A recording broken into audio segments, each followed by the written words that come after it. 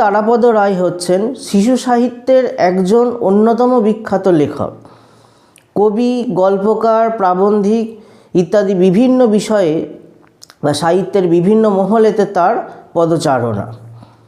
কবি তারাপদ রায় জন্মগ্রহণ করেছিলেন 1936 খ্রিস্টাব্দের বাংলাদেশের টাঙ্গাইল জেলাতে। এখনকার যে বাংলাদেশ, সেই বাংলাদেশেতে কবির জন্ম, এবং কবি মৃত্যুবরণ করেন 2007 খ্রিস্টাব্দে। কবি পেশাতে ছিলেন একজন শিক্ষক। মূলত তিনি কলকাতাতেই শিক্ষকতা করতেন, এবং কবির লেখা প্রথম কাব্যগ্রন্থের নাম হচ্ছে তোমার প্রতিমা। 1960 খ্রিস্টাব্দে কবির এই প্রথম কাব্যগ্রন্থটি প্রকাশিত হয়।